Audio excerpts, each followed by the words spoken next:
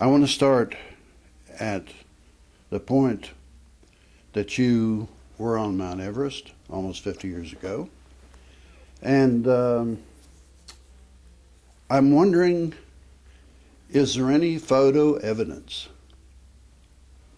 that you were there? No, there's no photograph of me actually on the summit of the mountain. But I took photographs of Tenzing standing on the summit, and I took photographs down all the leading ridges of the mountain to give complete evidence that the team was there. Well, obviously someone had to take the photographs, and I never even thought of taking a photograph of myself, but I can assure you I was there. But that speaks volumes about you. I wanted to really say to you, in all of these thousands of lectures and media interviews in the last 50 years, has anybody ever questioned that you were on top? Because I've looked through all of these books for weeks, and there's not a picture of you. So you're telling me I'm right. There is no picture of you on Everest. That's absolutely true. That there's no picture of me on the summit of the mountain. Because you took the picture of Norgay.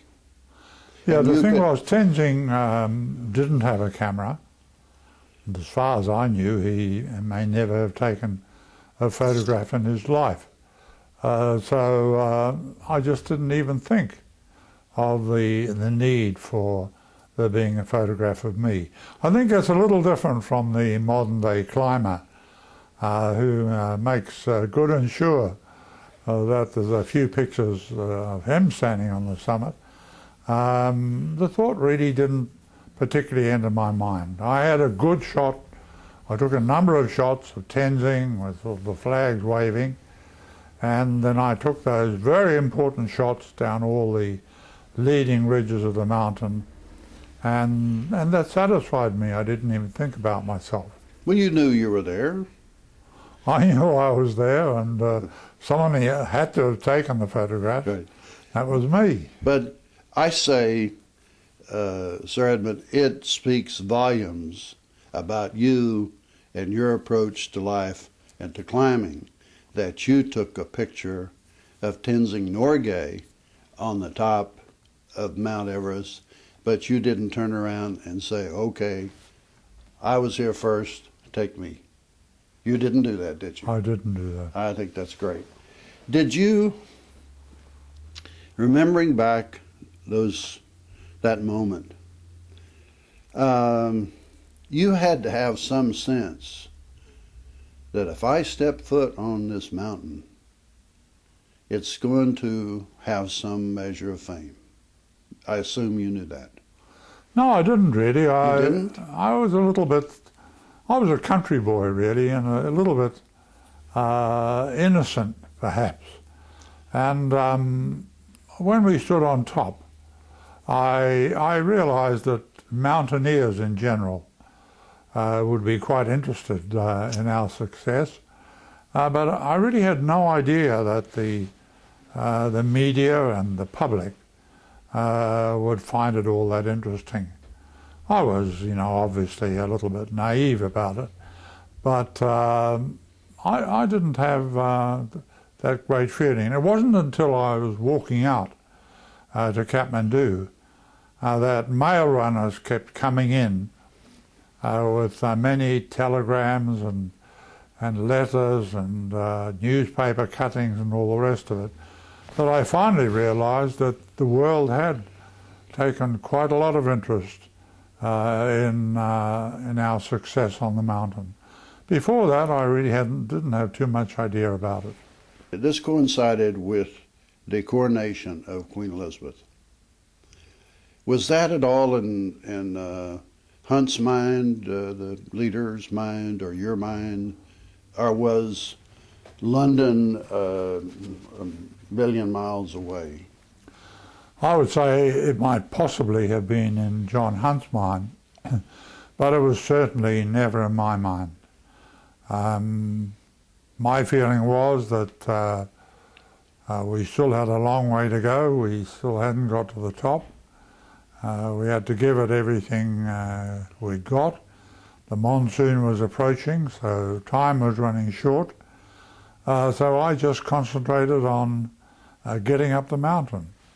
And I was almost hardly aware of the fact that it was a similar time to the Queen's coronation.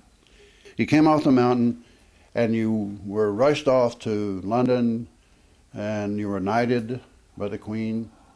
Probably something beyond your wildest imagination. Would that be fair to say? Yeah, I think it would, but on the other hand, I think I had perhaps quite an advantage. Being a New Zealander, you know, meeting all these lords and dukes and princes and all the rest of it was quite good fun, I thought. I wasn't by any means overwhelmed by it. I mean, I was only a beekeeper from New Zealand, but what the heck. And the occasion in Buckingham Palace when the Queen knighted me, well, it was an important occasion, obviously, but in a way it was a fun occasion to me. It was obviously a new experience, and I thought it was great, but I wasn't overwhelmed by it. Yeah, I got it, but